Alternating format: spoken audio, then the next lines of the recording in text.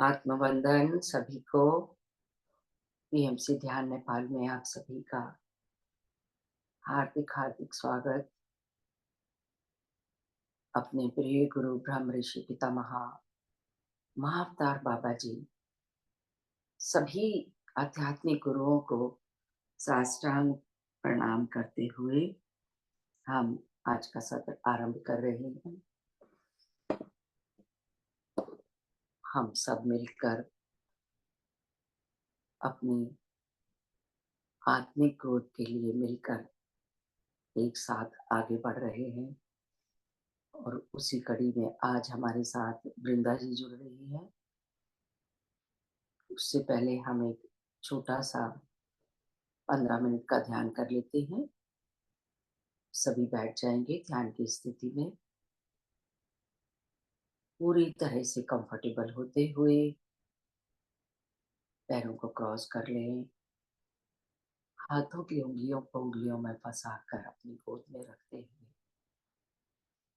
कोमलता के साथ अपनी आंखें बंद कर लेंगे और आंखें बंद करते ही हम अंतर्मुखी होने लगते हैं। बाहर की दुनिया से हमारा संबंध हटने लगता है।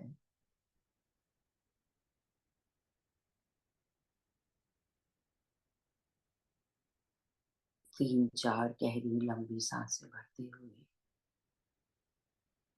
धीरे धीरे खाली करेंगे।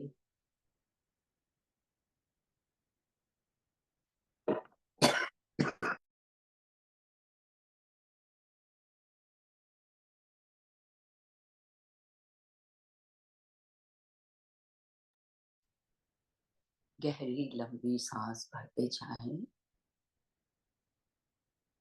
और धीरे धीरे छोड़े नासिका से, मुंह से।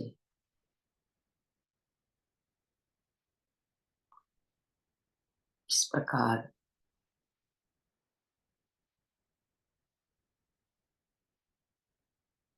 हमारी ब्रेन वेव्स धीरे धीरे शांत होने लगती हैं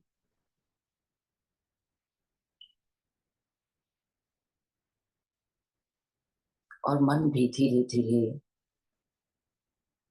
शांत होने लगता है।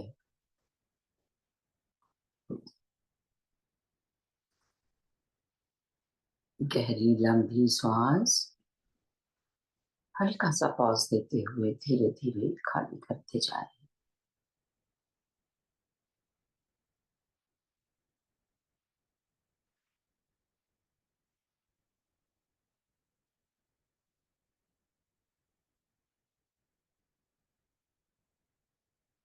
अपने पूरे शरीर को मन की आंखों से देखते हुए रिलैक्स करते जाएंगे।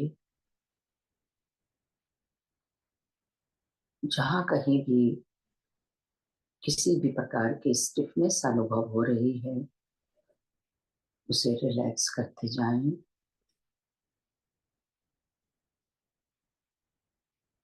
और धीरे धीरे अपनी पूरी जागरूकता नॉस्ट्रल्स के पास लाते हुए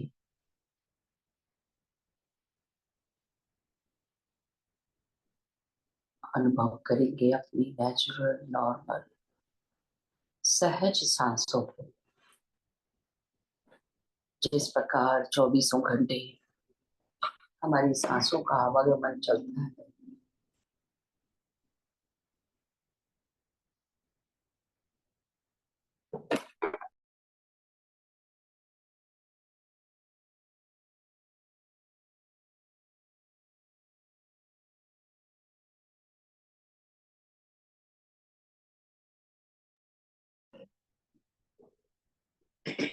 कोई जबरदस्ती नहीं। जैसी भी जिसकी सांसें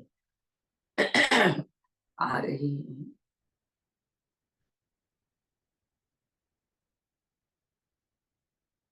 उन्हीं सांसों के साथ जुड़ते चले जाएंगे।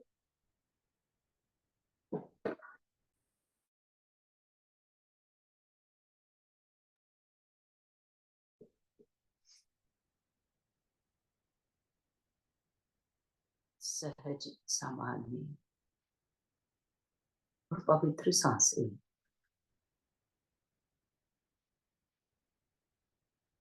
मन में पूरी कृतज्ञता और श्रद्धा के साथ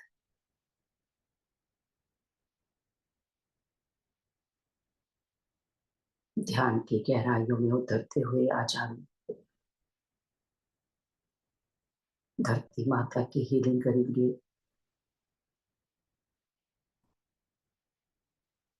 दृष्टा बन जाएं एक एक सांस के। जैसी भी सांसें आ रही हैं, छोटी है, लंबी है, गहरी है, बस प्यार से उन्हें एक्नॉलेज करते हुए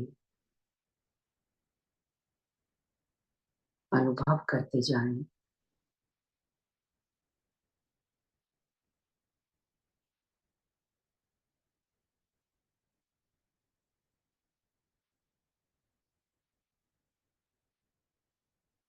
जैसा कि गौतम बुद्ध ने बताया कि जब हम अपनी सांसों के साथ जुड़ जाते हैं तो स्वतः ही हमारा मन कुछ हारों से खाली होने लगता है।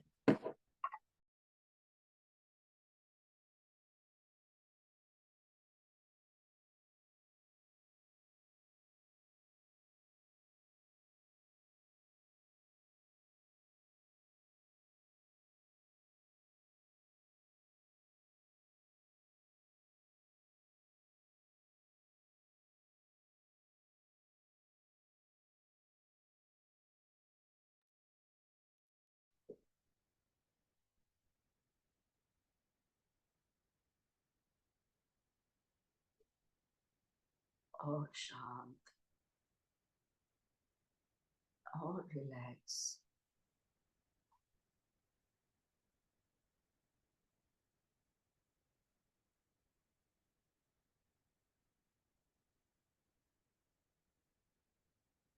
अनुभव करें हम सभी अपने पूरे ग्रुप के साथ एक विशाल डिवाइन पिरामिड के नीचे बैठे हुए हैं और आना माना सती ध्यान से जुड़ चुके हैं। बहुत ही सुकून के साथ, शांति के साथ।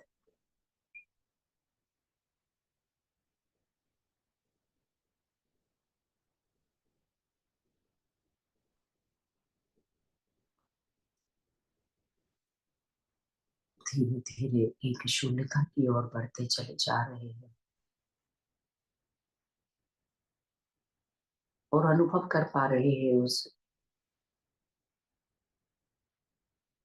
पिरामिड के नीचे सुकून और शांति को।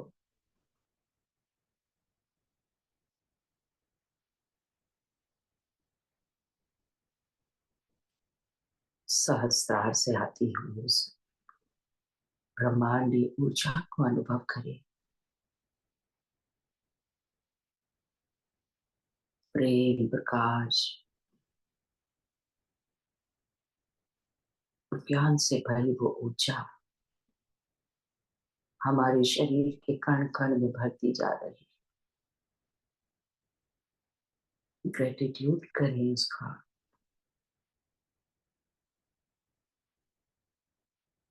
अपनी गुरु सांसों का हृदय से आभार करें।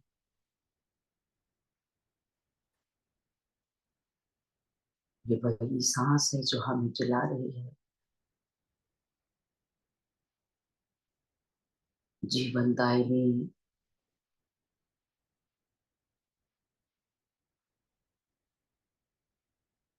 प्रेम से भरी, करुणा से भरी।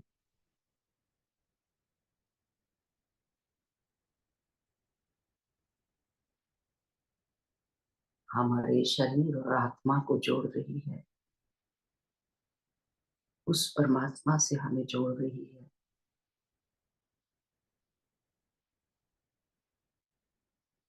इन्हीं सांसों से हम इस पूरी कायनात से जुड़े हुए हैं। बस अनुभव करते रहिए।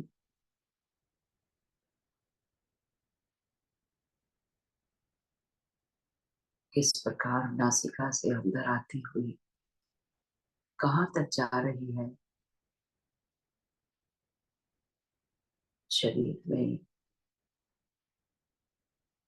एक एक कोशिका को ऊर्जावान बना रही है, नई शक्ति का संचार कर रही है।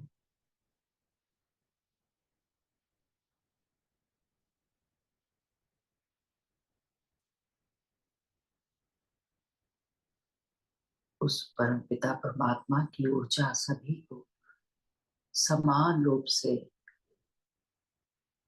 मिल रही है। अनुमति दें अपने आप को उस पवित्र प्रेम से भरी ऊर्जा को लेने के लिए।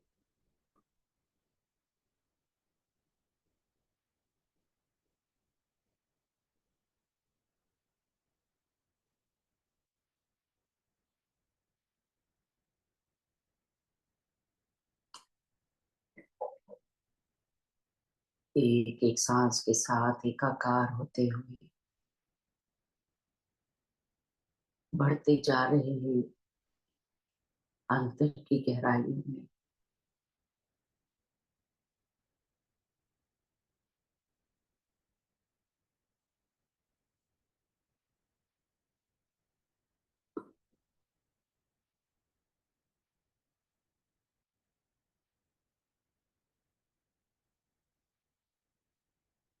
वर्तमान के इन पलों में किसी भी और चीज का कोई अस्तित्व नहीं, सिर्फ मैं और मेरी सांसें।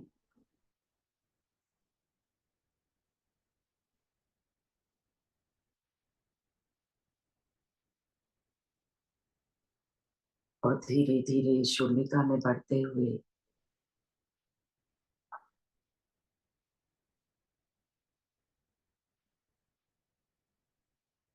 हम बड़े होते जा रहे हैं शरीर की चेतनाओं से, और अनुभव कर पा रहे हैं अपने सत्य स्वरूप का। मैं शरीर नहीं हूँ,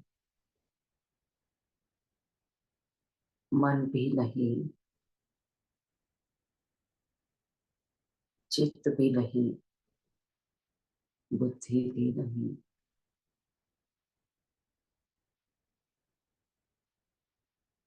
मैं तो परमात्मा से आई हुई एक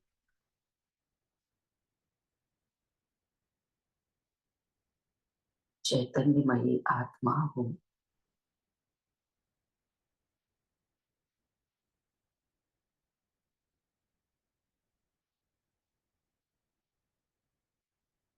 इस जन्म में इस शरीर को लेकर पृथ्वी पर सभी अनुभव लेने आई हूँ। मेरे कण कण में आनंद भरा है, प्रेम है, करुणा है, नम्रता है।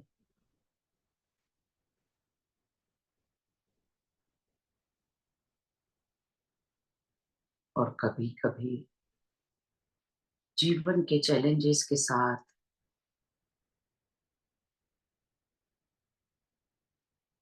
मुझे लगने लगता है दुख ही दुख है,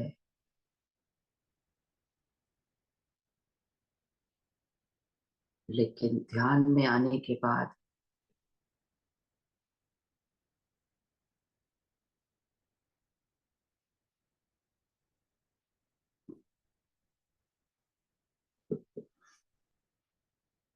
मुझे ज्ञान मिल गया कि ये चैलेंजेस तो मुझे सिर्फ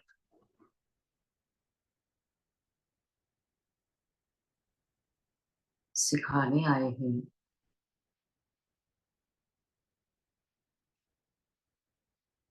ये तो मेरी आत्मा की उन्नति में सहायक है।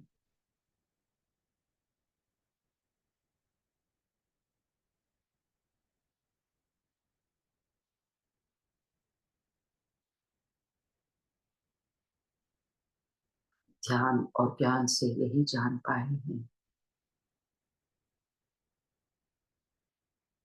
तो किसी भी चैलेंज से घबराना नहीं है, उन सभी को स्वीकार करते हुए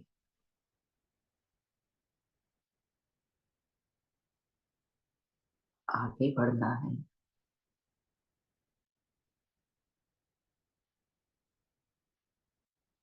भीतर आती हुई सांस और बाहर जाती हुई सांस।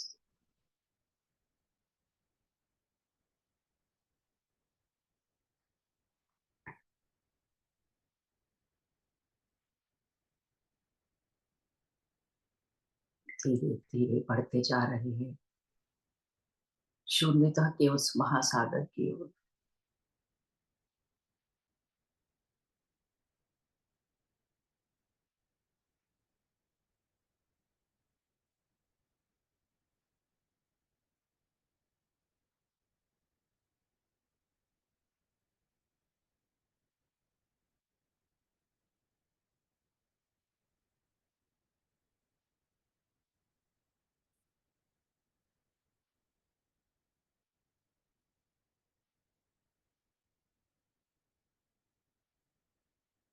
एक दूसरे का हाथ पकड़े हुए उस चेतना के अनंत महासागर की ओर बढ़ रहे हैं। सब मिलकर डूबते जा रहे हैं उस चैतन्य महासागर में। अपनी गुरु सांसों के साथ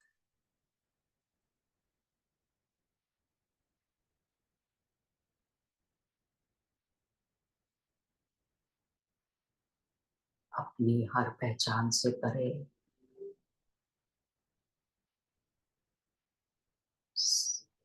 अपने व्यक्तित्व से परे, समय से परे, स्थान से परे, गहरी शून्यता,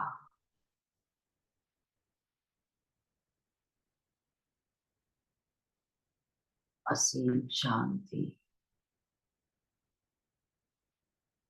अनंत कृतज्ञता के साथ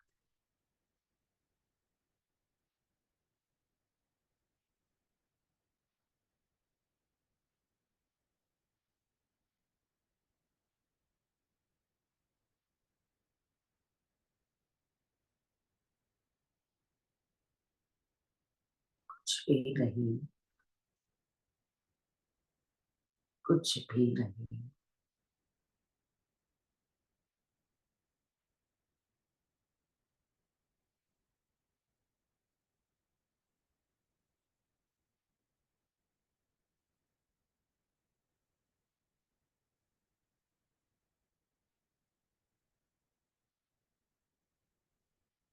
चेतना के विस्तार को अनुभव करते हुए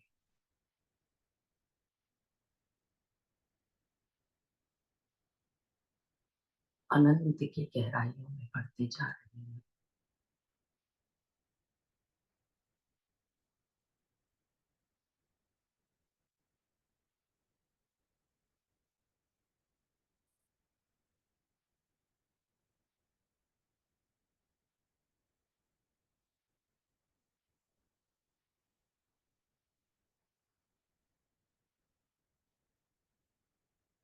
आभार करें सभी दिव्य चेतनाओं को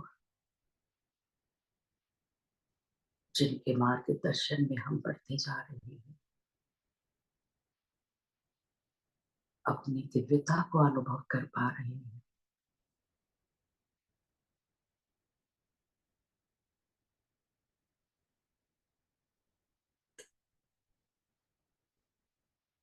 ब्रह्म ऋषि पितामह महाअवतार बाबा जी, महादेव, आदि माँ पराशक्ति,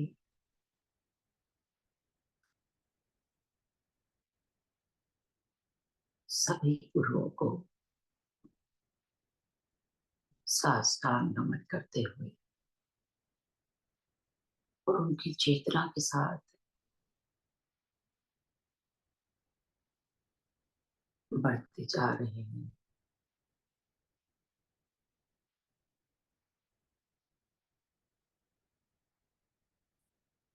सभी दुखों से परे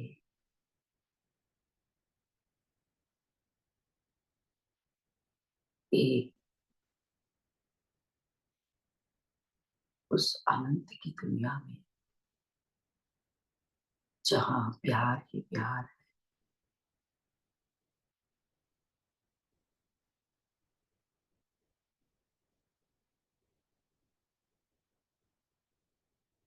और अनुभव कर पा रहे हैं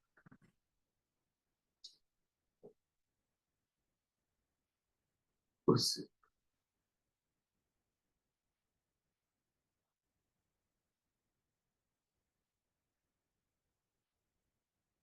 अनकंडीशनल प्रेम, उस करुणा को।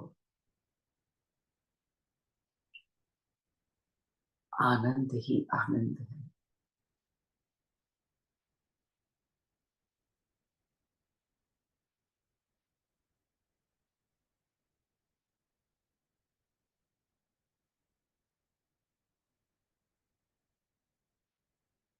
आप विभोर होते जा रहे हैं और इसी आनंद में झूमते हुए आज हम धरती माता माँ वसुंधरा की हीलिंग करेंगे।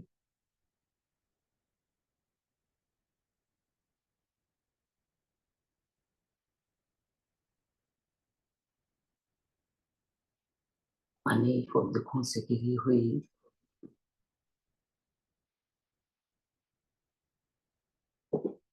लोगों के दुखों से परेशान माँ धरती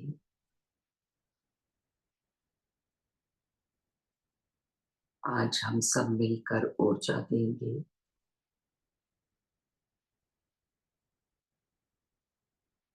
ध्यान की गहराइयों में अनुभव करें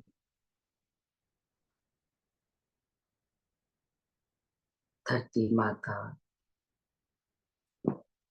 एक बॉल के रूप में, एक फुटबॉल के रूप में विजुलाइज करें और उनके चारों ओर घेरा बनाकर अनेकों देवी देवता मंत्रोच्चारण कर रहे हैं। महादेव, माता पार्वती,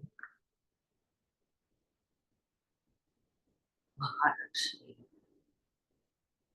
महासरस्वती, माता काली, गणेश जी, हनुमान जी, ब्रह्मा जी, विष्णु जी, सभी देवी देवता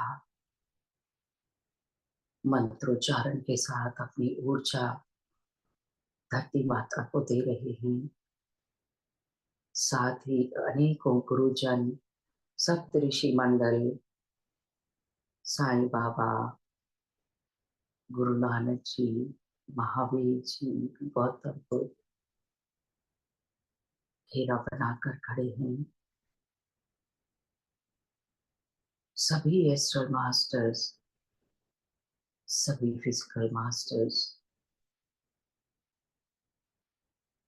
अनेकों एंजल्स, आर्कएंजल्स और हम सब भी पीछे घेरा बना के खड़े हैं। लगातार सभी अपनी ऊर्जा देते जा रहे हैं धरती माता को हील करने के लिए।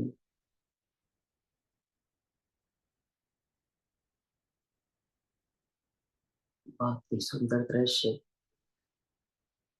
अनुभव करें।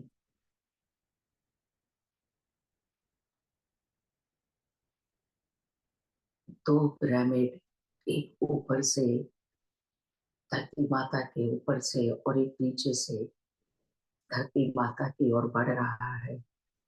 ग्रीन कलर का पिरामिड और तेजी के साथ मंत्रोच्चारण चल रहा है। सभी देवी देवता खुशी से आत्मविभोर है, नृत्य कर रहे हैं। दोनों पिरामिड धीरे धीरे बढ़ते हुए धरती माता को कवर कर रहे हैं।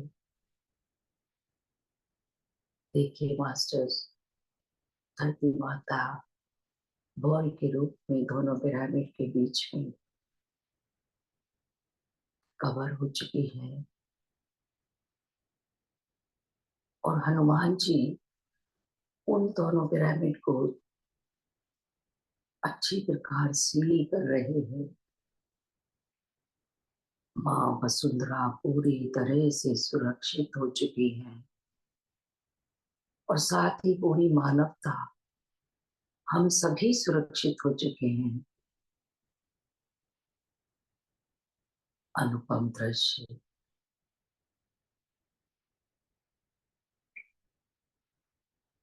और उन पिरामिड को ब्रह्मांडीय ऊर्जा कवर कर रही है।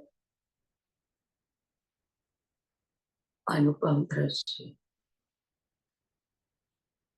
हृदय से आभार, आभार, धन्यवाद, धन्यवाद। सभी देवी देवताओं का धन्यवाद करें, कृतज्ञता अर्पित करें। कोटि कोटि नमन, कोटि कोटि प्रणाम। महादेव, आदि मां पराशक्ति, सभी शक्तियों का, गणेश जी, हनुमान जी, सभी दिव्य दिव्य चेतनाओं को कोटि कोटि नमन, कोटि कोटि धन्यवाद। महाअवतार बाबा जी, पिता महापत्री जी, साईं बाबा, नानक जी, सभी गुरुओं को साष्टांग प्रणाम, कोटि कोटि धन्यवाद, धन्यवाद, धन्यवाद। सभी एस्ट्रल मास्टर्स, अनेकों लोगों के सीरियल्स, एलियंस भी मौजूद है। सभी एलियंस, सभी को धन्यवाद, धन्यवाद। सभी को साष्टांग प्रणाम करते हुए एकत्व महसूस करें धरती माता के साथ। अनकंडीशनल प्रेम, प्रकृति माता, सभी जीव जंतुओं, सभी प्राणी जगत के प्रति धन्यवाद, धन्यवाद।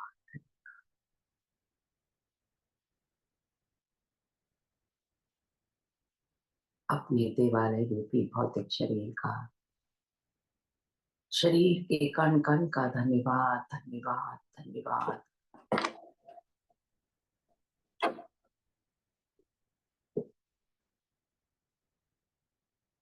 आज हम सब बहुत ही कृतज्ञता अर्पित करते हैं धरती माता को, हील करके एक संतुष्टि महसूस कर रहे हैं। इसी कृतज्ञता के साथ आप सभी का धन्यवाद, धन्यवाद, धन्यवाद। धीरे धीरे ध्यान से बाहर आइए।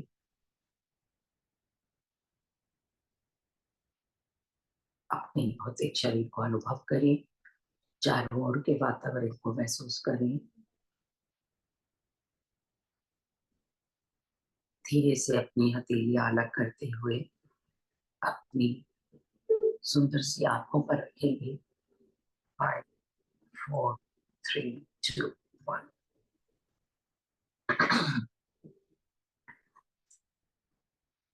प्यारी सी मुस्कुराहट के साथ ध्यान से बाहर आ जाएं।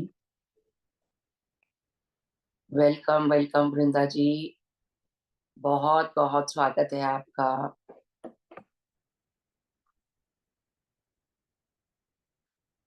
हम सभी आपका बहुत बहुत स्वागत करते हैं। प्रणाम। प्रणाम सभी को। प्रणाम प्रणाम। नमस्कार नमस्कार सबको। नमस्कार जी। सभी को नमस्कार। और नमस्कार आज का सेशन कुछ अलग ही तरीके से होने वाला मैम। है। जी जी नमस्कार अभी मैम। जी अभी वृंदा थोड़ी देर जी। में बात कर रही हूँ। नमस्कार सभी को। जी जी जी मैम। नमस्कार नमस्कार। आवाज आ रही है मैम मेरी? बहुत आवाज बढ़िया। आपकी हाँ आ रही है जी, वृंदा बिल्कुल हाँ जी। जी बढ़िया। हाँ जी। आप किस नाम से जुड़े हैं आज?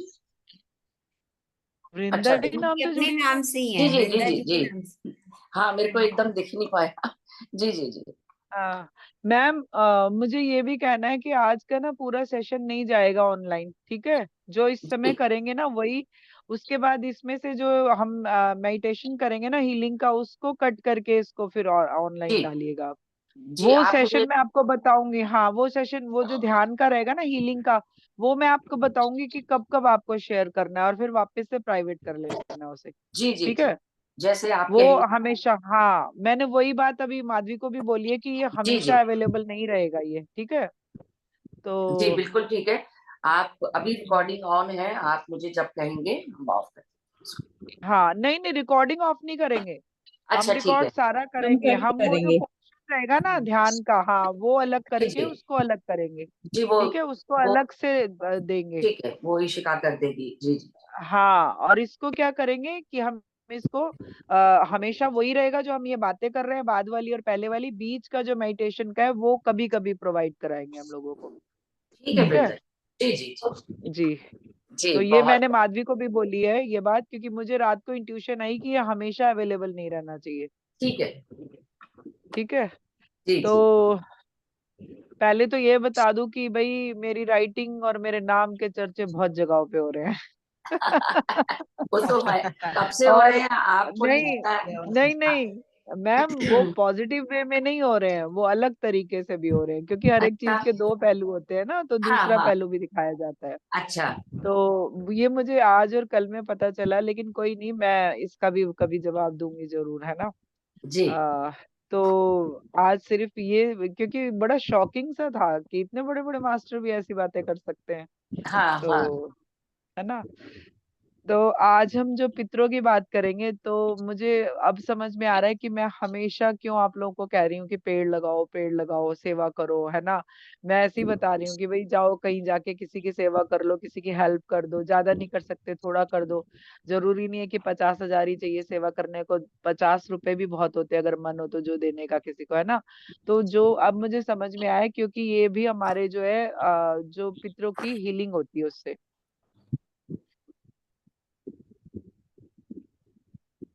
1 मिनट। तो उससे भी ना हमारे पितरों की हीलिंग होती है। ये सब जो हम करते हैं ना, क्योंकि इसका पुण्य क्या होता है, डीएनए में जाता है, हमारे अंदर जाता है, तो वो अंदर जाके हमारे पितरों को भी हील करता है। जैसे मान लो कि अभी जो है आप गरीबों की मदद करते, मैम म्यूट कर दीजिए एक बार सबको।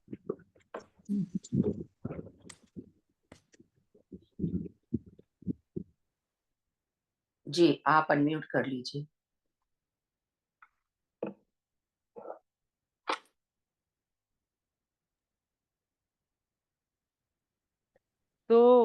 तो ये सब चीजें क्या होती है ना, जैसे आप मान लो कि आपके कभी पितरों ने, किसी एंसेस्टर ने आपके किसी को, बहुत गरीब को सताया होगा, है ना, या किसी को जो है बहुत दबाया होगा।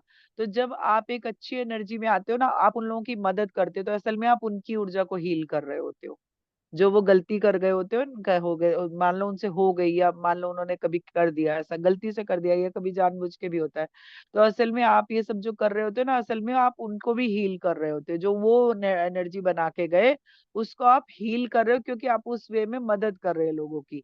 तो इसीलिए जो है हमेशा एक दूसरे की मदद के वे में, या आप जैसा भी चाहो, आप किसी अनाथ आश्रम में, वृद्धाश्रम में, आप पेड़ों के लिए, पानी के लिए, आप कुछ भी सेवा के रूप में अपना सकते हो, कि मुझे पेड़ लगाने हैं, उनकी सेवा करनी है, मुझे पानी को साफ करना है। बहुत सारे लोग देखना यही कर रहे हैं, नदियों की सफाइयां कर रहे हैं इकट्ठे होके सारे के सारे। उससे कितना कर रहे होंगे वो?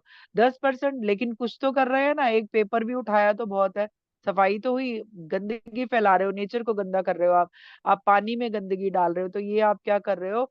आप अपने लिए एक दोष बना रहे हो, और ये सारे दोष लगते हैं। और नेचर क्या करता है, वो आपको हर एक चीज का हजारों गुना करके देता है। अगर आप अच्छाई करते हो, उसका भी वो हजारों गुना करेगा। आप जो है किसी के साथ गलत करते हो, तो उसका भी वो हजारों गुना करेगा। मतलब एनर्जी मिलनी आपको ही है। अगर आपने नहीं रिसीव की, तो आपके आने वालों को मिलेगी। आपके मान लो कुछ ग्रह अच्छे हैं, आप अच्छी पोजीशन में हो, कंडीशन में हो, तो आपको नहीं मिली, तो आपकी आने वाली पीढ़ी को मिलेगी। इसलिए कहते हैं कि जो बोया होता है वो काटना पड़ता है। तो आप जो बोओगे, आप काटोगे, या आपके बच्चे काटेंगे। तो ऐसे ही वो जो लोग जो चीजें बो के गए हैं हीलिंग के लिए, हम जो है अब हम समझ गए हैं। हम साक्षी भाव समझ रहे हैं, हम ध्यान में आ गए, हम प्यार की ऊर्जा को समझ रहे हैं। हमें समझ में आया कि हम तो यूनिवर्स में कुछ भी नहीं है ना। हमें क्या क्यों भेजा गया है यहाँ पे, कुछ ना कुछ करने के लिए। अपना आत्मा का पर्पस ढूंढ रहे हैं हम, अपना पर्पस ढूंढ रहे हैं। सोल की हीलिंग के लिए काम करना चाहते हैं। कैसे होगी वो, हम कहाँ पहुंचेंगे, ये सारी चीजें हम ढूंढ रहे हैं। तो हम क्यों आए हैं, हम एक हीलर बन के आए हैं अपनी फैमिली में, अपने वंश में। तो हम इसलिए ये सारी चीजें, हमसे पहले भी बहुत लोगों ने कोशिश की होगी, बहुत सारे लोग रहे होंगे इस तरह की एनर्जी में। बड़े हाई फाई गुरु के रूप में भी बहुत सारी फैमिलीज में लोग रहे हैं। तो वो क्या है कि वो सारी हीलिंग के तौर पे हर एक 2 3 4 पीढ़ी के बाद कोई इस तरह का एक पर्सन आता जरूर है, कि वो जाके अपने इन सब चीजों की हीलिंग करता है। क्योंकि उसे ये समझ होती है कि कहाँ पे कट करना है। वो जो एनर्जी पीछे से आ रही है, वो जो बनाई गई है, वो हम कैसे कट कर सकते हैं। तो हम क्या करते हैं, हम अब यही काम कर रहे हैं, जाने अनजाने में हम सभी मिलके यही काम कर रहे हैं। और वैसे भी जो इतने सारे ऋण होते हैं हम पे, अब देखिए कि अगर किसी का पैसा कोई लेके चला गया हमारा, अगर हम नहीं दे पाए, हमारे कोई पूर्वज कोई ऐसे कर गए हो, आने वाली पीढ़ियों को ना पैसे का दोष लगता है। फिर पैसे नहीं कमा पाते, खुद तो वो करके आए होते जो भी करके आए होते, लेकिन वो एक उनकी जो ठगी की, किसी से मार लिया रुपया, या नहीं दिया, या नहीं दे पाए, कुछ ऐसी कंडीशन बनी, तो उसमें भी वो दोष आप पर ही आता है। बहुत सारी जो ऐसी फैमिलीज हैं, वो ये सारे झेल रही होती हैं। जैसे आप जब मर्जी जिसको मर्जी जो कुछ बोल देते हो कि भाई जा, तेरे साथ ये हो जाए, तेरे परिवार का तो ये हो जाए, है ना, तेरे आने वाली पीढ़ी के साथ ये हो जाए। कैसे कैसे शब्द हम बोल रहे होते हैं जब हम गुस्से में होते हैं। लेकिन कभी कभी क्या होता है, वो अगर दोष लग गया उनको, तो थोड़ा बहुत आप पर भी आएगा।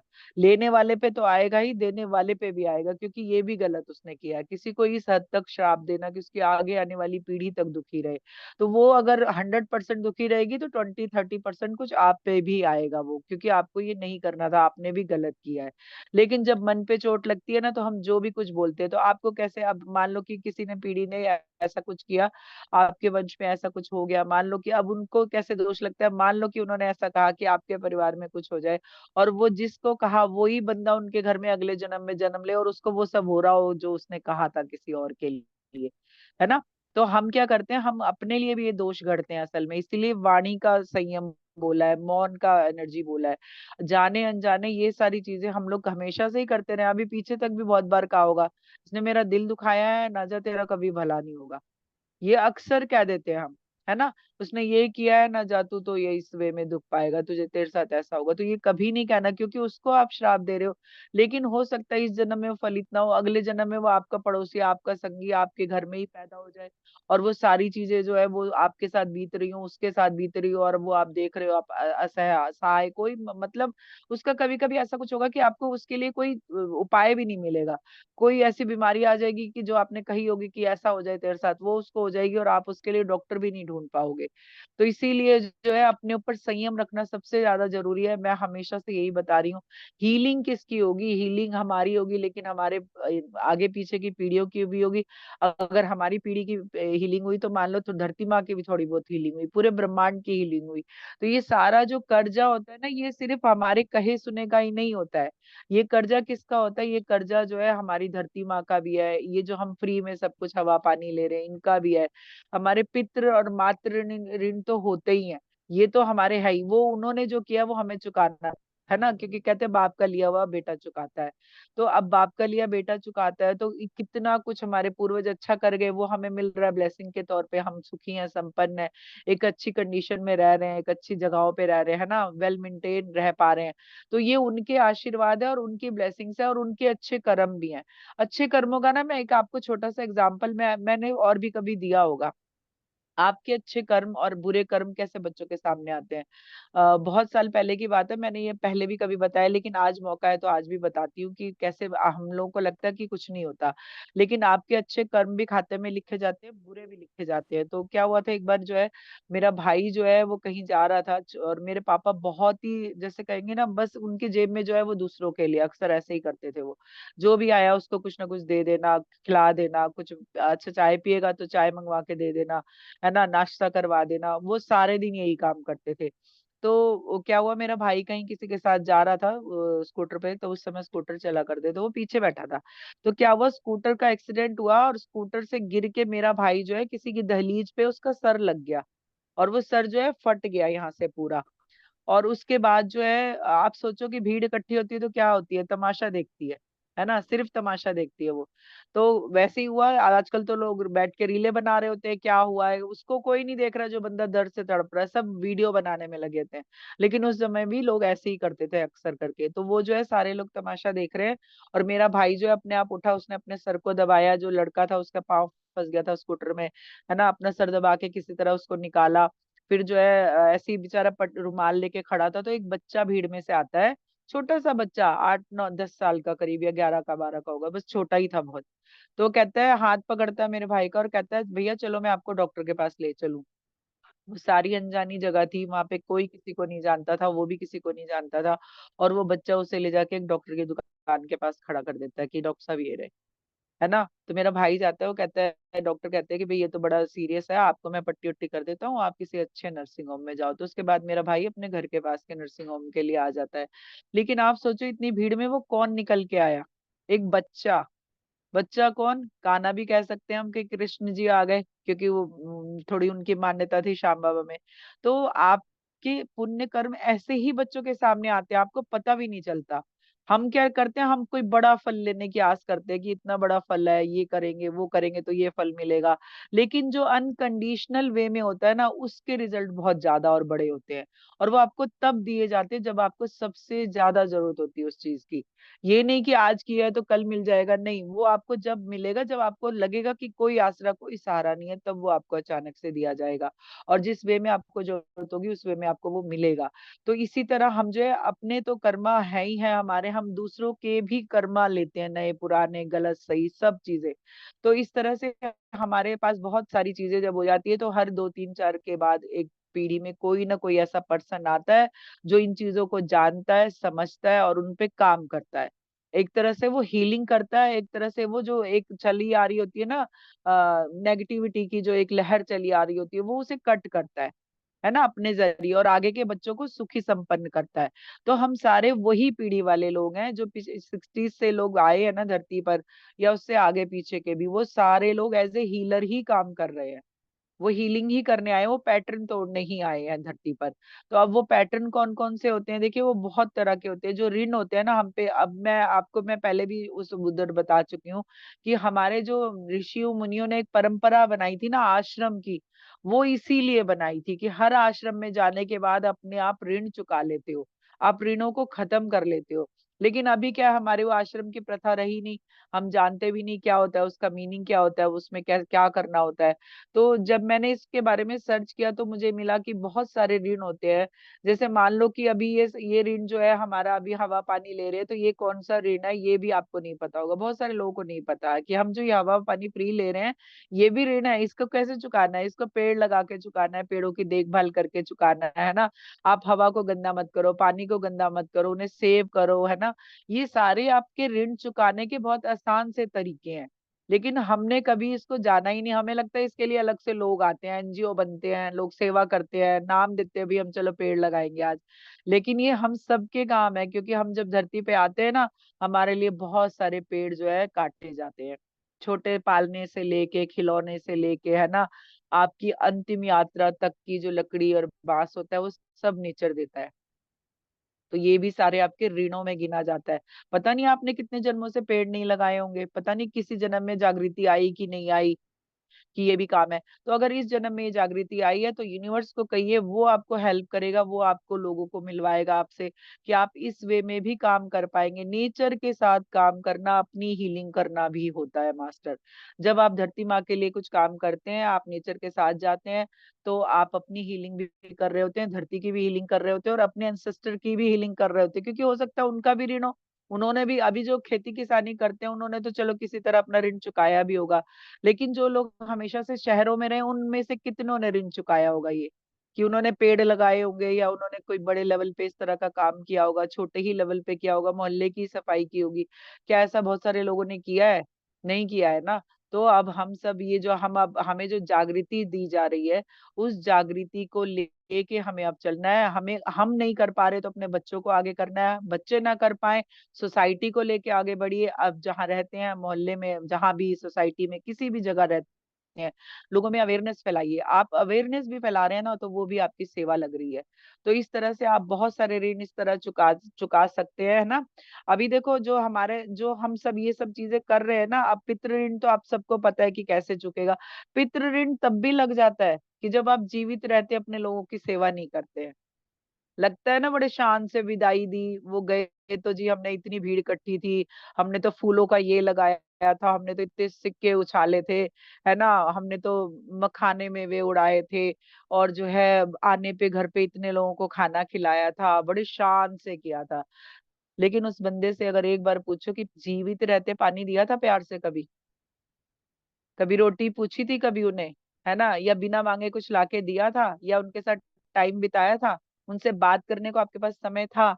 अगर नहीं था और वो रोते रोते गए हैं, तो आपके इन सब का जीरो रिजल्ट है, इसका कोई मीनिंग नहीं है अब। क्यों? क्योंकि जब वो जीवित थे तभी तो वो सारे दोष लग गए ना, तभी तो वो सारे दोष लग गए ना आपको।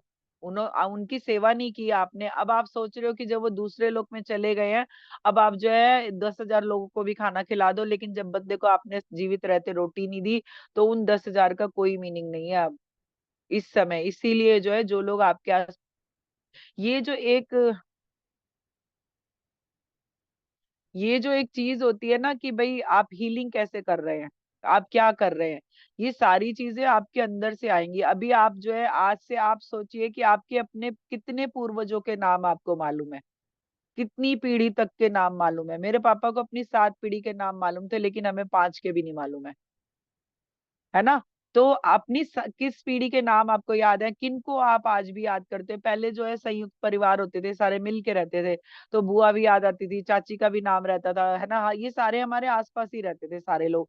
अभी जब से जो है अकेले रहने का चलन हो गया, कुछ मजबूरियां भी हो गई हैं, तब क्या है, किसी को यही नहीं पता कि हमारी उस वाली चाची का नाम क्या है, उनके कितने बच्चे हैं, है ना, वो कहाँ कहाँ रहते हैं, हमें किसी को कुछ नहीं याद है। तो अपनी जो है, आपको अपनी पीढ़ियां ही नहीं पता है अभी तक, तो आप कैसे जुड़ पाओगे उनसे? अभी मान लो कि मैं कहूँ कि ये जो साड़ी है मेरी दादी ने मुझे दी थी, तो इसका मतलब मेरी दादी की याद मुझे है कि मेरी साड़ी जो है उनकी दी हुई है, तो मैं उसे संभाल के रखूंगी। कितने लोगों के परिवार में, मैम आज ये फोन परेशान कर रहा है शायद, तो कितने लोगों के परिवार में जो है ये सब चीजें रखी गई हैं धरोहर के रूप में, कि ये दादाजी का दिया है, ये उनके पापा का दिया है, ये परदादा जी रख के गए थे। ये कितने लोगों के परिवारों में ये सारी चीजें हैं। अगर हैं तो उनमें सहेज के रखिए अपनी आने वाली पीढ़ी को हमारे पास देने के लिए, और कुछ भी नहीं है शायद। क्योंकि आने वाली पीढ़ी अकेली रह रही है, वो बच्चे अकेले रह रहे हैं, है ना, तो उनके पास कुछ नहीं है यादगारें। हमारे पास यादगारें थी, हम जिस बचपन में पले ना, हमारे पास सब लोग थे, चाचा ताऊ नाना नानी दादा दादी, ये बुआ वो बुआ, इस रिश्ते के ये लोग ऐसे थे। इन लोगों के पास कुछ नहीं है। इनके पास अपने 2 बहन भाई रहते हैं, और बहुत हद हुआ तो आपके मासा के या मामा के बच्चे हो गए, या चाचा के, वो रेयर होता है, वो भी नौकरी की वजह से कहीं अलग अलग रह रहे होते हैं। तो वो आपने पितरों को यादें, मतलब यादों में बसाया ही नहीं, कभी उनके बारे में चर्चा ही नहीं हुई, कभी बात ही नहीं हुई। तो आपने ग्रेटिट्यूड तो दूर की बात हो गई, आपने ग्रेटिट्यूड किया, आपने धन्यवाद दिया कभी बैठ के?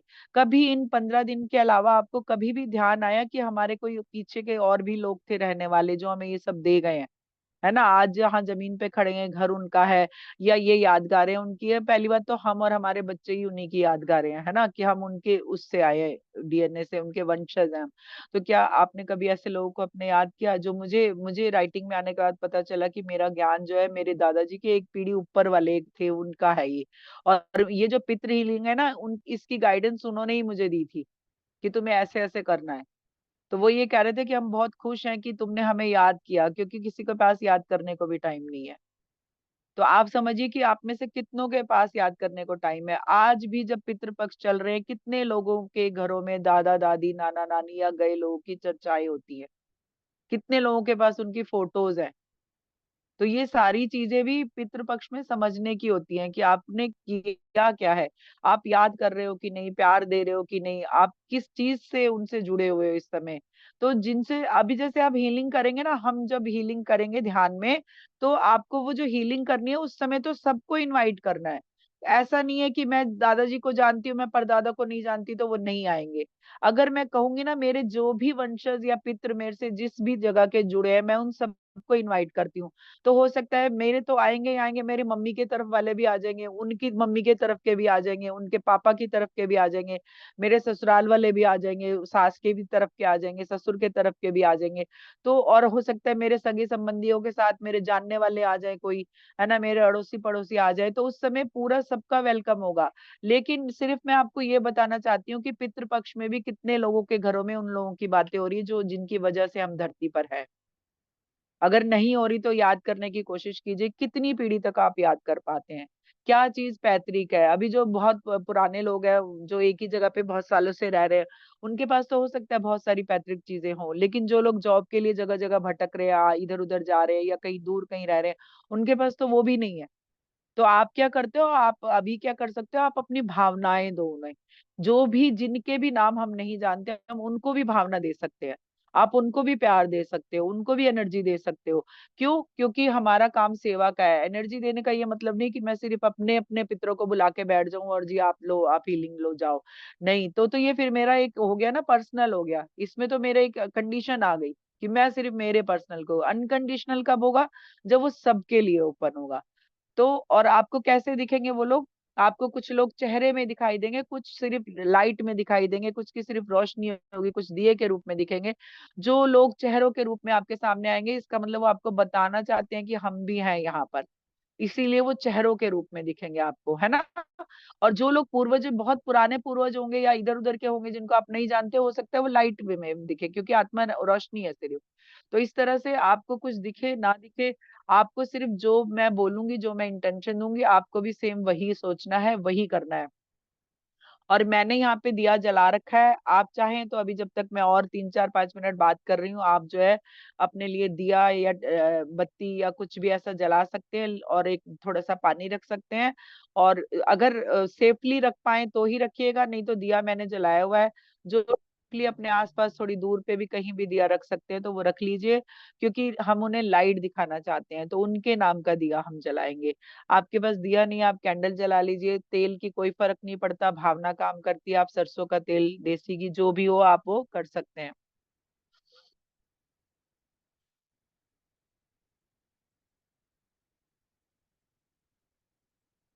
तो आप लोग ये करिए, तब तक मैं आपको बताती हूँ कि ऋण किस तरह के होते हैं, ऋण कितनी तरह के होते हैं ना। अब जो है, अब देखिए, पितृ ऋण और मातृ ऋण कभी नहीं चुका सकते आप। माता का ऋण तो कभी नहीं चुका सकते, चाहे आप कितनी भी धन दौलत उन्हें दे दें। क्यों? क्योंकि जो उसने आपके लिए किया है वो कोई नहीं कर सकता। 9 महीने अपने पेट में रखकर जो उसने भी खुद भी कितनी चीजें झेली हैं, या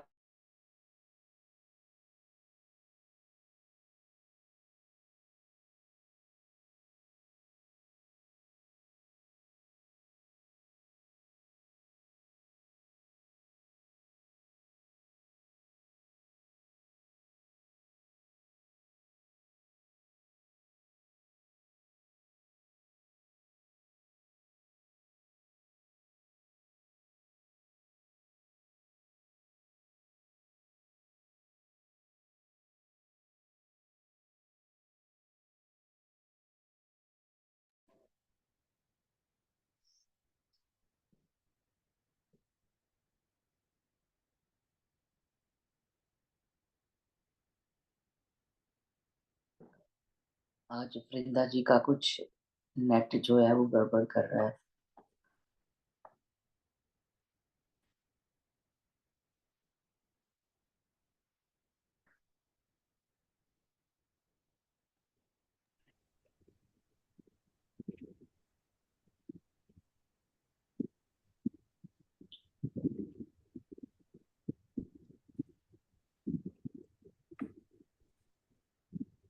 हम लोगों तक उतने ही मैसेज पहुंच पाएंगे जितना यूनिवर्स चाहेगा। बिल्कुल, यही यही मुझे अभी लगा। दिया जला लिया और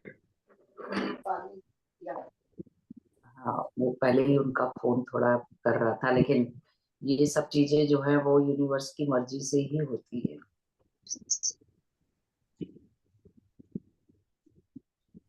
पानी रख लिया, दिया जला लिया।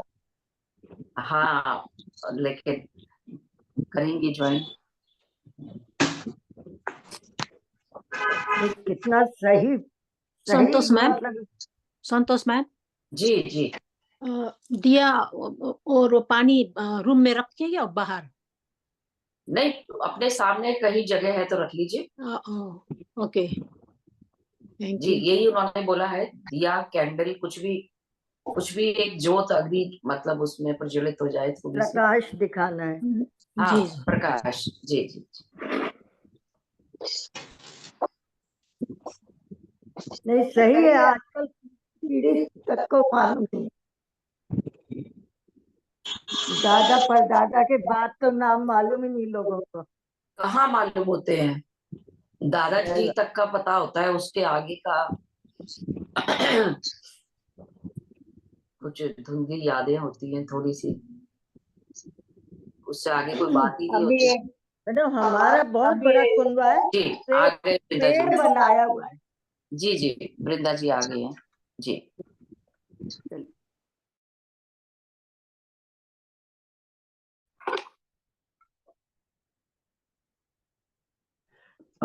वो मैम इस फोन में बड़ी प्रॉब्लम हो रही है, बार बार बंद हो जा रहा है। दूसरे फोन से ज्वाइन किया मैंने। अच्छा जी, थैंक यू। जी जी जी, सब तैयार हैं जी। जी। तो मैं बता रही थी कि ऋण जो है ना वो तरह तरह के होते हैं। मातृ ऋण और पितृ ऋण नहीं चुका पाएंगे आप कभी भी, क्योंकि जो माँ ने किया है ना वो कोई नहीं कर सकता। 9 महीने वो अपने पेट में पालती है, तो मतलब वो 9 महीने पहले से दुनिया से 9 महीने पहले से आपसे जुड़ी होती है। और आपका खाना पीना सब उन्हीं से चल रहा होता है। और वो कितनी परेशानियां उस समय झेल रही होती है, कितनी मुश्किलों में होती है। उसका दूसरा जन्म होता है, मतलब एक तो माँ के रूप में भी जन्म होता है, और एक जो है शरीर रूप में भी जन्म होता है, कि एक तरह से मर के बचती है वो कई बार, है ना। तो इसीलिए जो बहुत सारे ऋण आप चुका नहीं सकते, बस आप सेवा कर सकते हैं। सेवा जितनी हो सके माँ बाप की जरूर कीजिए, क्योंकि वो जो आपको उसका फल मिलेगा ना वो आपको और किसी सेवा से नहीं मिलेगा। माँ बाप की सेवा से जो कहते हैं ईश्वर भी मानता है। माँ की कही बात से, माँ के कहे आशीर्वाद को उसे मानना ही पड़ता है, ईश्वर को हमेशा ध्यान रखिए। इसीलिए मैं कहती हूँ कि जो बच्चों के लिए चाहिए ना आप मांगिए, कहिए, क्योंकि माँ कहती है तो ईश्वर को हाँ करनी पड़ती है, क्योंकि माँ ने कहा है ये। तो इसीलिए हमारे अपने बच्चों को कभी भी अपशब्द मत बोलिए, हमेशा अच्छा ही बोलिए उनको। और हमेशा ही अच्छे उसमें उनका जो है कल्पना भी करनी है तो पॉजिटिव वे में करनी है, कभी भी नेगेटिव नहीं करना है उनके साथ। कुछ अगर उनकी लाइफ में ऐसा चल भी रहा है ना, तो आप अपने हमेशा आशीर्वाद का हाथ उनके साथ रखिए। आप उनके साथ खड़े रहिए। माँ जहाँ खड़ी होती है वहां सब कुछ हार जाता है। ठीक है। तो ये जो ऋण आप कभी नहीं चुका सकते। ऋषि ऋण होता है जो उपनिषद पढ़ के चुकाना होता है। वो क्या होता है, हमारा ब्रह्मचारी आश्रम जो होता है, हमारा फर्स्ट वाला, जब बच्चा गुरुकुल में पढ़ रहा होता है ना, वो हमारा क्या होता है, वो ब्रह्मचारी ऋण होता है। जो ब्रह्मचारी जो हमारा एक फेज होता है ना, जो पढ़ाई का जो पीरियड होता है, उसमें गुरुकुलों में क्या होता था, वेद शास्त्र पढ़ाए जाते थे, यही सारी चीजें चलती थी ना। तो वो क्या होता था, असल में वो ऋण चुक रहा होता था। हमें नहीं पता चल रहा ना, लेकिन मैंने कहा ना, हमारे जो ऋषि वगैरह थे, जो हमारे पूर्वज थे, वो बहुत ज्ञानी थे। एक तरह से साइंटिस्ट थे। स्पिरिचुअलिटी में उनको एक पूरी डिग्री थी, कोई भी जो हाईएस्ट डिग्री होगी ना वो उनके पास थी। और उन्होंने सारे संस्कारों को आपके नॉर्मल लाइफ से जोड़ा है, रोजमर्रा की लाइफ से जोड़ा है। और आपको वो रोजमर्रा की लाइफ में अगर आप उस चीज को फॉलो कर रहे थे, तो आपको कोई भी ऋण नहीं लगेगा, आपको सारे ऋण धीरे धीरे उतर जाएंगे। तो वो क्या है, ब्रह्मचारी जब होते हैं ना, तो उपनिषद और वेद शास्त्र कहते हैं ना गुरुकुलों में पढ़ाए जाते थे, हवन होता था, ये सारी चीजें होती थी, तो असल में वो ऋण चुक रहा होता था हमारा। और इससे क्या होता था, आत्मा की उन्नति और पावर मिलती थी, मतलब आत्मा की उन्नति भी होती थी। अभी तो हम सिर्फ पढ़ रहे हैं, है ना, हम फर्स्ट से लेके आगे तक जो भी कर रहे हैं हम सिर्फ पढ़ रहे हैं, आत्मा का उसमें कहीं कोई नाम नहीं है, कोई काम नहीं है। सिर्फ आपको क्या करना है, एक अच्छी नौकरी पानी है, उसके लिए आप पढ़ रहे हो। एम ही यही है कि ये पढ़ लो तो अच्छी नौकरी, वो पढ़ लोगे तो और अच्छी नौकरी। तो हमारा एम ही यही है, हमारा ज्ञान का वे नहीं है कहीं भी, है ना, ज्ञान का वे नहीं है, वो उनका ज्ञान का वे था कि ज्ञान मिलेगा, है ना, हम हवन करेंगे तो शुद्धि होगी, वातावरण भी तो शुद्ध होता है, उसका भी तो एक ऋण है ना हम पे, हवाओं का। तो वो जब हवन करते थे तो वातावरण शुद्ध होता था, तो उससे क्या होता था, वो शुद्धि होती थी। तो वो एक एक तरह से हुआ ना, सेवा हुई ना धरती माँ की, कि उन्होंने वातावरण को शुद्ध किया। उसके बाद जो है उनकी खुद की आत्मा की उन्नति होती थी, और जो है पावर मिलती थी, क्योंकि आप सोचिए कि विश्वास में पावर है। उनके पास विश्वास था कि हमारे जो है, हम ये पढ़ रहे हैं, हम ये जो मंत्र जप कर रहे हैं, इसमें शक्ति है। तो उस विश्वास में पावर थी और उन्हें वो पावर मिलती थी। जब मैं अगला सेशन लूंगी ना ब्रह्माष्टमी में, आप लोग जरूर देखिएगा, मैं उसमें बहुत कुछ ऐसा बताने वाली हूँ इस बार, ठीक है। तो ये जो देव ऋण होता है ना, जो देवताओं का ऋण होता है, इस पितृ ऋण होता है, मातृ ऋण, गुरु ऋण, लोक ऋण, है ना, और धरती माँ का तो है ही ऋण, ब्रह्मा ऋण होता है, मतलब बहुत तरह के ऋण है। आप समझिए कि आप बहुत ऋणी है इस ब्रह्मांड के ना, आप सब बहुत ऋणी है। अब आप देखिए कि कैसे कैसे आप वो ऋण चुका पाएंगे, किस तरह से चुकेंगे वो ऋण सारे। देव ऋण जो होता है वो यज्ञ से, ध्यान से होता है। जब आप दान दे रहे होते हो, दान देते हो तो मन से जब देते हो, तो वो दान भी आपका एक वही होता है। सदाचार और सत्य का पालन करने से भी देव ऋण चुकता है, क्योंकि वो देव की एनर्जी है ना, सदा सत्य का साथ। तो सदाचार, अच्छा आचरण और जो है सत्य का साथ जब आप लेते हो, तो भी आपका ये ऋण चुकता है।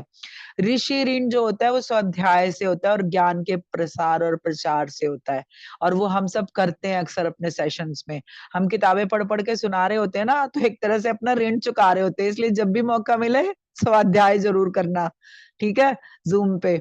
तो आप जो है इससे भी एक ऋण चुका रहे होते हैं। पितृ ऋण क्या होता है, पितृ ऋण मतलब पिता की ऋण हम चुका रहे, तो कैसे चुकते हैं, हमारे जो हम पूर्वजों का आभार करते हैं, सम्मान करते हैं, अपने साथ की पीढ़ी का सम्मान करते हैं, उन्हें प्यार दे रहे होते हैं, और पितरों के नाम पे कभी कभी कुछ तर्पण कर रहे होते हैं, कुछ रिचुअल्स कर रहे होते हैं। वो रिचुअल्स भी बहुत जरूरी है। मैं देखिए, मैं इतनी सारी चीजें बताती हूँ, मैं हमेशा कहती हूँ पुराने के साथ जुड़े रहो। मैं कभी नहीं कहती कि वो गलत है, मैं कहती हूँ उसके साथ जुड़े रहो, आपको जो मन में आता है वो रिचुअल जरूर करो, लेकिन सबसे ज्यादा आप भाव दो। जब भाव से जुड़ोगे ना, तब जाके आप समझ पाओगे कि ये सचमुच हो रहा है। आपको मैं अपना एक्सपीरियंस बताती हूँ। अभी 1-2 दिन पहले की बात है, उस दिन मैं आजकल थोड़ा ऐसे लेट हो जा रही हूँ, और पता नहीं क्यों हो रही हूँ, शायद कुछ वही जानते होंगे। तो मैं जो 12 बजे करीब नहा के आई, और नहा के आके मैं बैठ गई प्रार्थना करने, कि भाई मैं सबसे माफी मांगती हूँ और मैं सबको माफ करती हूँ, आपने बहुत कुछ दिया, ऐसे जो जो मेरी ग्रेटिट्यूड की भाव से होती है वो तो अपने, मैं वो कर रही थी। और समझिए कि मैं अगले आधे घंटे तक रोई हूँ। क्यों रोई हूँ, क्योंकि उन्होंने इतना दिया है ना मुझे, वो ग्रेटिट्यूड में आंसू आ रहे थे कि भाई इतना कुछ मिला मुझे, इतना ज्ञान मिला, ये जो मैं काम कर रही हूँ ये भी उन्हीं की कृपा है, उन्हीं का कुछ मेरे तक आया है जो मैं ये कर पा रही हूँ सेवा लोगों की। तो इसीलिए जो है मैं कहती हूँ, जब आप भाव से जुड़ोगे आंसू जरूर आएगा। अगले आधे घंटे तक मैं लगातार रोती रही, मैं चुप ही नहीं हो पा रही हूँ, मैं खुद को कह रही हूँ नहीं रोना है, नहीं रोना है, लेकिन वो आंसू रुक ही नहीं रहे हैं, लगातार बहे जा रहे हैं।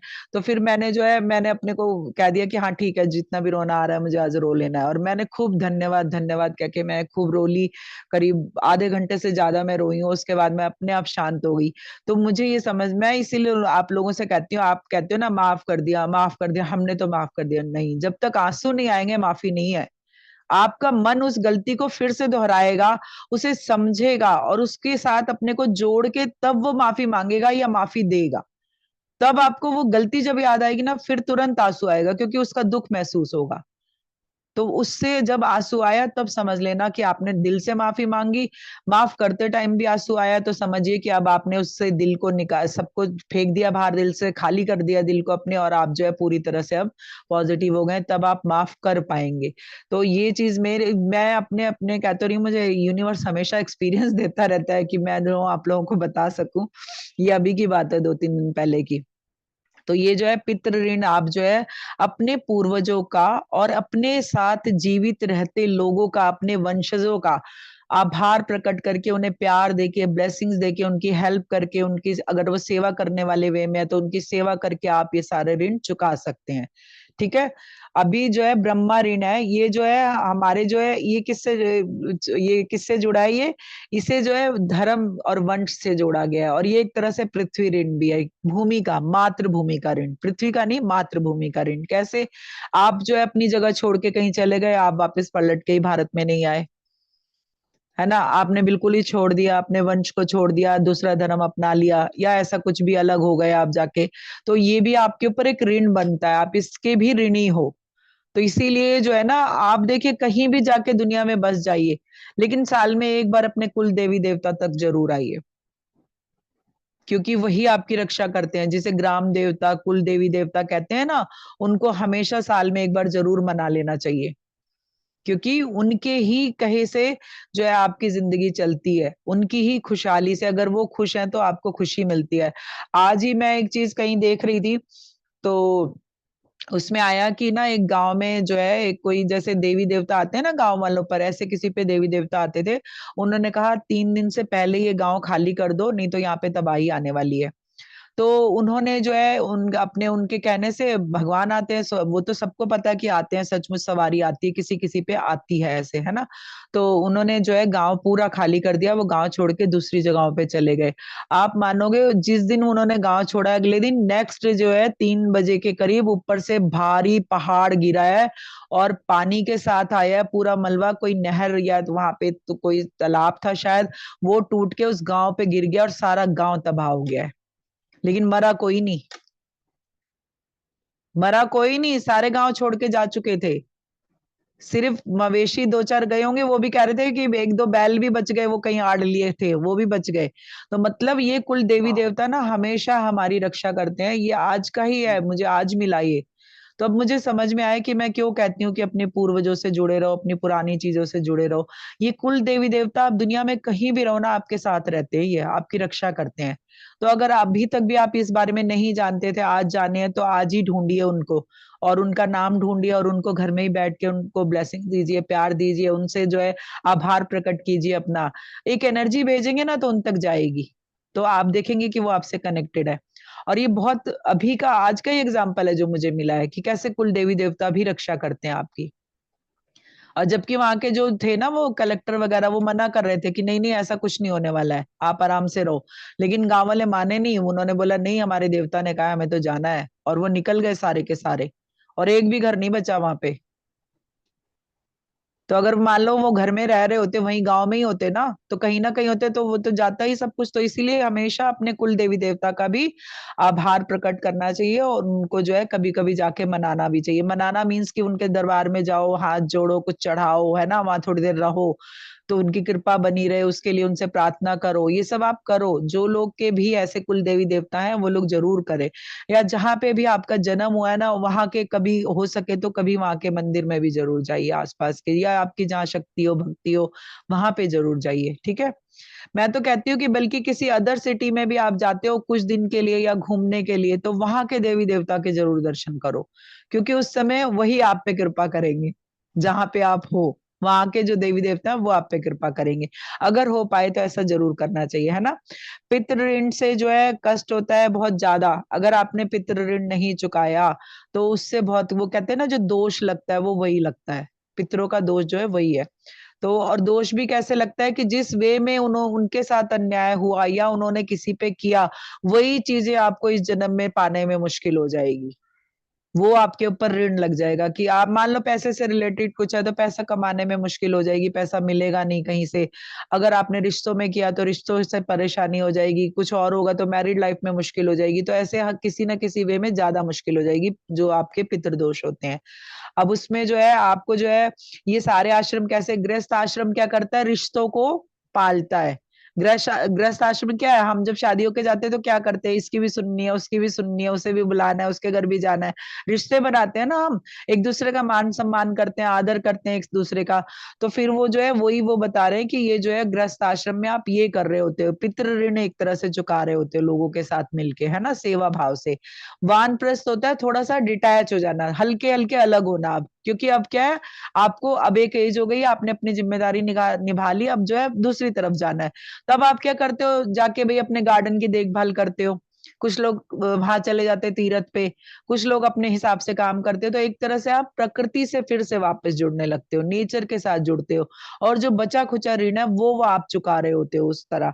और जो है संन्यास, संन्यास मीन्स कि अब सब कुछ पूरा कर लिया, अब भक्ति में लीन होना है, अब ईश्वर के साथ जुड़ना है। संन्यास ये नहीं कि आपने कोई कपड़े पहन लिए खास, संन्यास मीन विरक्ति, सबसे अलग हो जाना, सबके बीच में भी सबसे अलग, क्योंकि ये जंगल में नहीं जा सकते ना, आप घर में रह के भी आप अपने को अलग कर सकते हो कि भाई अब ये सारी जिम्मेदारी तुम्हारी है, अब मैं अलग हो रही हूँ, अब मेरे को जो है शांति से रहने दो, अपनी जिम्मेदारी खुद देखो, बस मुझे रोटी मिलनी चाहिए।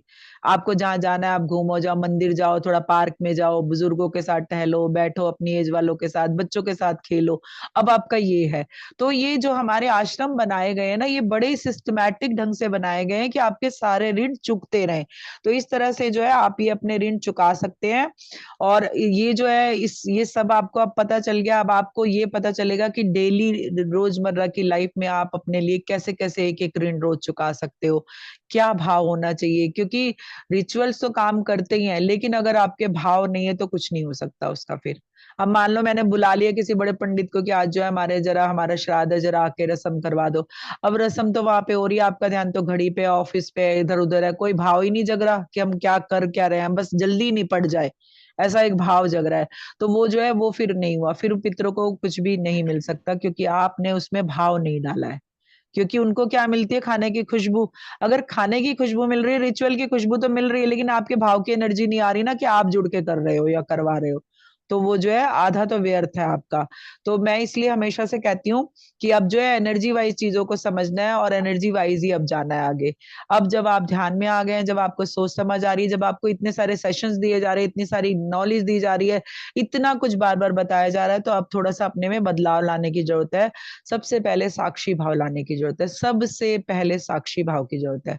जब तक आप जो है वही मैं हूं, मैं जो हूं आप भी वही है, ये फीलिंग नहीं आएगी, तब तक जो है बहुत सारी चीजें तब भी अधूरी रह जाएंगी। ठीक है मास्टर्स। तो अभी आप लोगों ने कैंडल वगैरह जला ली है, अगर भाई सेफली जलाना है, अपने से दूर रखना है, और सेफ जगह पे, ताकि वो इधर उधर ना हिले। उस पे चाहे तो आप कुछ रख सकते हैं जाली वाली, और नहीं तो जहां हवा ना लगे वहां पे रख सकते हैं, क्योंकि इस समय फैन वैन चल रहे होंगे लोगों के। तो सबसे पहले सेफ्टी ध्यान रखनी है। अगर वो नहीं हो पा रही है तो कमरे के बाहर भी जला दो कहीं, बस एक जल ले। और अगर जो लोग नहीं जला पा रहे हैं तो कोई टेंशन नहीं, कोई टेंशन नहीं। आपको सिर्फ, अब मैंने दिया जला रखा है, उसकी भी एनर्जी और रास्ता उन्हें मिलेगा, रोशनी मिलेगी। आप क्या पूछ रहे हो प्लीज बताएं, मैंने देखा नहीं। कौन क्या पूछ रहा था, कुछ बताने को कह रहा है कोई? ये हाँ, मंदिर में जल रही है तो चलेगा। हाँ, विष्णु प्रिया।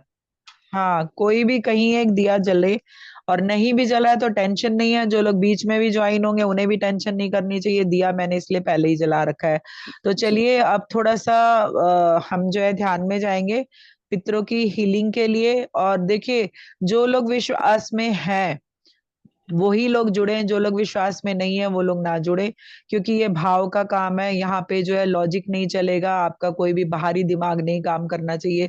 जब आप सरेंडर करेंगे, समर्पण करेंगे, तो आपके सारे पितर दिखेंगे, और आपके आस पड़ोसी, आपके फ्रेंड सर्कल में, और जो भी इधर उधर जो भी चीजें हैं इधर उधर जो फंसी पड़ी हैं, वो भी इस समय आएंगी। क्योंकि जब पोर्टल ओपन होता है ना, तब बहुत सारी एनर्जीज आती हैं रिलीज होने के लिए, क्योंकि उन्हें वो रास्ते नहीं मिलते खुद से, अपने रास्ते उन्हें वो बना नहीं पाएंगे, हमारे ही थ्रू वो जाएंगे। तो चलिए आप लोग जो है पानी वानी पी लीजिए जिसको पीना है, और उसके बाद हम ध्यान करेंगे। दीदी एक मिनट, बस हम रिकॉर्डिंग इस जगह ऑफ करते हैं, जैसे ही वृंदा जी स्टार्ट करेंगे हम दोबारा रिकॉर्डिंग ऑन करेंगे, ये चलेगा? हाँ चलेगा, फिर 2 रिकॉर्डिंग रहेगी ना, तो वहां पैसे भी कर सकते हो, फिर वो ज्वाइन कर एडिट लेंगे। का हाँ, चक्कर नहीं रहेगा। जी हाँ, जी। वो ना तो फिर एडिट करने में वापस थोड़ा सा सिर्फ मुश्किल होती है। रिकॉर्डिंग ऑफ करेंगे मैम, रिकॉर्डिंग ऑफ करेंगे, रिकॉर्डिंग फिर से ऑन कर देंगे, यहाँ जी रिकॉर्डिंग जी। बंद कर हाँ दीजिए। हाँ, यही कर देती हूँ। हाँ। थैंक यू गरिमा ये बताने के लिए। हाँ,